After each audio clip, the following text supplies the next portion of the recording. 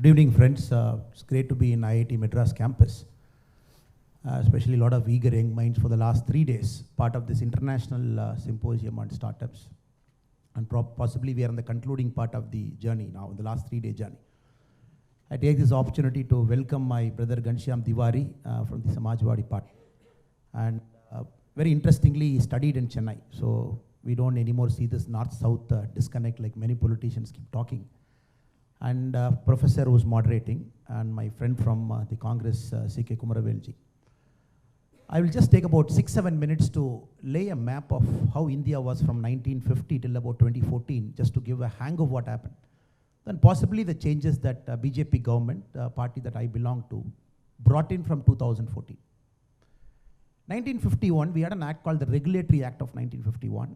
The same act was repeated in 1956 called the Regulatory Act of 1956.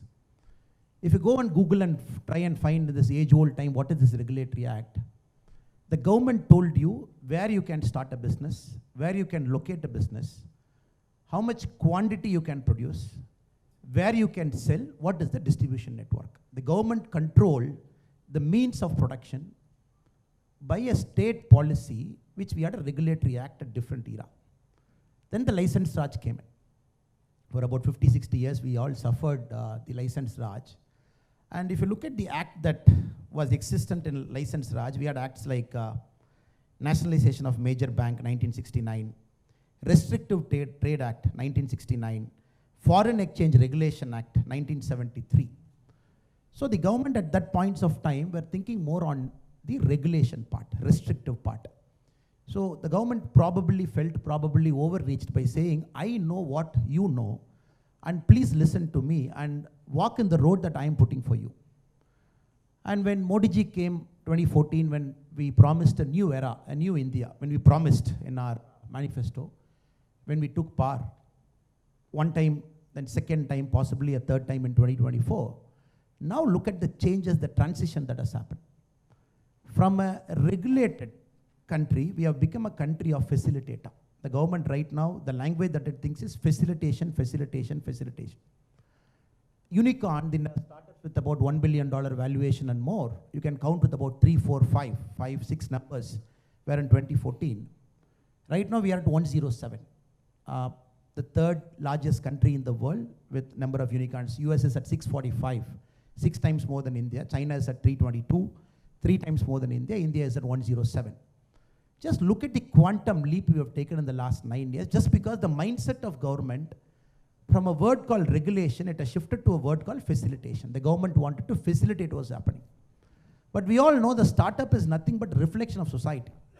We can't bring some 10 people into a room and say, look, you have studied in IIT Madras, and please go and start a company. Since you studied in IIT Madras, you might have more brain so that your company will be successful. Of course, IIT has got a fantastic tech park. We all have seen it, the kind of magic you do there. But a startup cannot thrive in that system simply because the founder is intelligent, or simply because the founder has gone to a good school, or simply because the founder comes from a great family which has got money to spare for his company. It doesn't work like that. You've got to exist in 5 things. You've got to exist in a word called political, economic, social, legal, and technology. These 5 things defines who you are as a person. Nobody can cocoon himself and say, I'm a product of my own and nothing can touch me. Politics touches you from morning till evening. Economics touches you from morning till evening. Legal touches you from morning till evening. Society touches you from morning till evening. Technology touches you from morning till evening. If everything goes right, politics is not right, the startup ecosystem cannot thrive. And for it to get right, you got to fix a lot of things. You got to fix the school system. You got to fix the college system. You got to fix right up to the patent system. You got to bring this innovation into young minds right at a school level where the basics of a science is taught. Or when they went into an engineering college, you have to teach them that there is more to life than a job. So a lot of fixing has to happen. That is what I think our party, our government has tried to do in the last 9 years. Not only from a facilitator mode, but also get into the mode of fixing up the whole system. As we speak now, India is entering into an era of the new education policy. You tell me which country in the world the new education policy stipulates in a CBSE board, coding should be taught from class 6 to 8. In India, it's compulsory in CBSE schools from this year, May 2023. Coding should be taught from class 6 to 8. Data sciences should be taught from class 8 to 12. Artificial intelligence should be an optional subject from class 8 to 12. Just imagine. We talk about the learning systems of Koreans, the learning systems of Chinese, the learning systems of Singaporeans, where they continuously score very high marks in the world learning outcomes. Now the new education policy is bringing in a change where we don't want just subjects where rote learning is encouraged or we get some marks which will help us to create some entrance. We are bringing this, the Atal Incubation Centers. Schools have got platforms. Government of India is facilitating where we want young minds to think. If I ask you a simple question, how many Atal incubation centers do we have? I'll give you the answer. It is 10,050. 10,050 Atal incubation centers are in India right now. 76 lakh students are part of the Atal Incubation Lab. If you go to the Atal Incubation Lab website, if you go today, just try and see the 200 best schools. The Government of India awards the 200 best schools every month, which utilizes the Atal Incubation Lab properly. Last month, Tamil Nadu had 5 schools. Schools in Perambalur, schools in Tiruvarur, schools in Karur, where I was born. Small cities. Meaning the Atal Incubation Lab has got some technology product. It is being ranked in the top 200. You go to West Bengal state, you can rank all the 200. You see all government schools, Jilla Parishad schools, where the guy is getting encouraged, the girl is getting encouraged, hands-on experience on coding, hands-on experience on learning.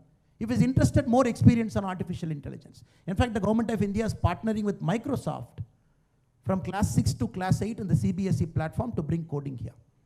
Then we have fixed up the higher education, no more regulation now, which will, a group of people from Delhi will come and inspect, more like a punishment mechanism. I will say a curtain is not right, toilet is not right, I will not give you a ranking. Now the all India based complete composite ranking. We want to encourage 1 point of the 4-star, 5-star, whatever ranking we are getting. The main ingredient is innovation and technology. That has got the highest marks now. So India is becoming a patent producing nation. We are not a nation which is going to copy from Chinese or the Americans or the Europeans. We are producing original patents. That is why the startup technology park of IIT Madras is a global hotspot now. So higher education we are fixing. Then we are fixing up the ecosystem. The World Bank in 2014, when our government took over, it said, in the innovation index, where was India? If you look at the innovation index is not just an arbitrary number. Innovation comes when the school system is right, college system is right, when the ecosystem is right, only then innovation can thrive. If you look at the innovation where we were, the innovation index, we were somewhere around 81, the global innovation index in 2015. We have jumped to 40 in 2023, a jump of 41 positions. If you look at the World Bank's Doing Business report, DBR, India was at 142 in 2014. We have jumped to 63 in 2019. After 2019, the index is discontinued. We don't have the latest numbers. If you look at the Global Entrepreneurship Monitor 2022 report, it says 83% of India's population perceive they have got the skills to launch a startup. In 2014, in the same Global Entrepreneurship Monitor, it is only 52% they perceive they have a skill. So we are skilling people in crores. We are fixing up the education system. We are fixing up the college modules. And last but not the least, we have got a fund of funds. The Government of India runs a startup fund of funds. The current top up for the startup funds of funds is 10,000 crore. The Government of India is topping that fund. And the Government of India runs a seed fund. The Government of India is very clear, especially the BJP government is very clear. If we have to hit $5 trillion economy in the quickest possible time, it is only startups which is going to take us there. I see very funny, my friends from opposite political spectrum, they say, oh, India is not a 4 trillion. There was a discussion 2 weeks back. Yes, India hit 4 trillion because we don't calculate a real-time GDP number. People from other parties said, no, we didn't hit 4 trillion. Somebody said we have hit 4 trillion. Yesterday, Raghuram Rajan ji, a former economic advisor, he says, India is not going to hit 5 trillion in 2025. Now, this is the conversation now. We are talking of a country which can hit 5 trillion in 1 year. It took 40 odd years to hit 1 trillion. 70 odd years to hit 2.5 trillion. We are talking of a country where the youth of this nation has come out in large numbers, very hungry, very angry also. They want to create systems of their own, create global businesses. We are talking of one economic advisor saying, right or wrong, is saying, how can you hit 1 trillion in 1 year? We are talking of a possibility. 1989, when you look at the global map, we all know which countries, they have the technology in hand, they are the superpowers. Netherlands, 17th century. United Kingdom, 19th century. The Americans, 20th and 21st century. If you look at the 1989, the Fortune 500, the top 10 companies, 6 were in Japan, 4 were in US.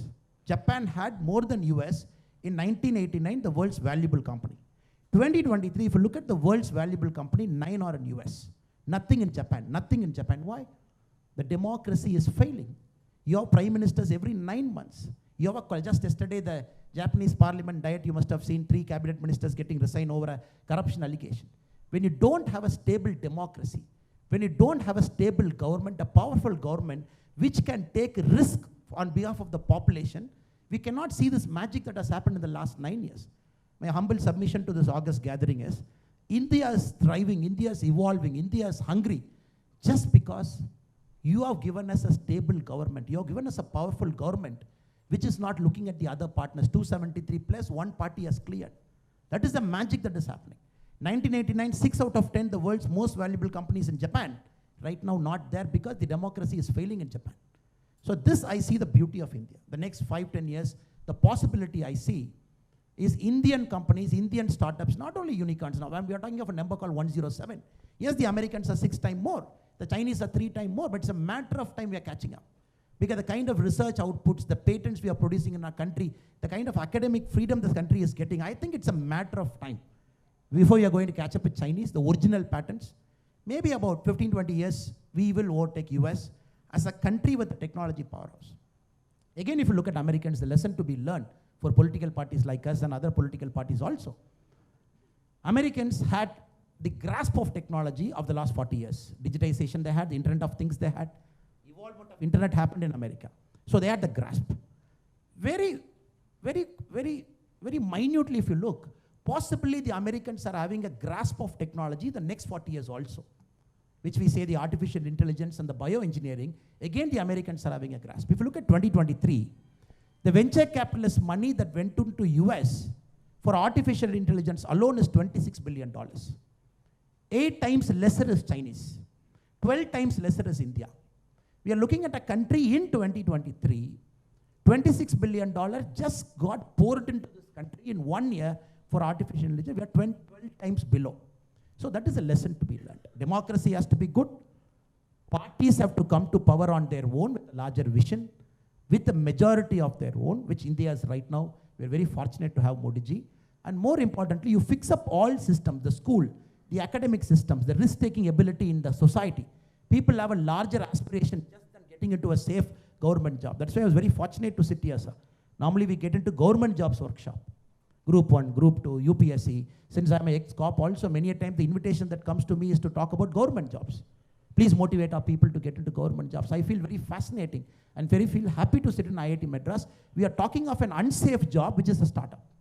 But for me, this is the safest job in India now, because a startup guy cannot fail in this new India. You cannot fail. The system is getting right. The political system, the economic system, the social system, the legal system, the technology system, and everything is getting right. How can a startup guy fail? So welcome to this great new India. I'm very sure in the coming times, in the next 10-20 years, we'll keep seeing the names here. The global corporations from India, people getting into billions of dollars, people getting employment for thousands of people. I'm sure it is possible. It is a certainty. We just have to get our politics right, and people who lead us also should have that larger vision, like my friend Ghanshyam Tiwari was telling, that we should have the larger vision. Think about country as a whole. Think about the larger possibility, risk-taking culture in our country. It's only a matter of time. I'm sure it will happen. Thank you so much. Thank you very much.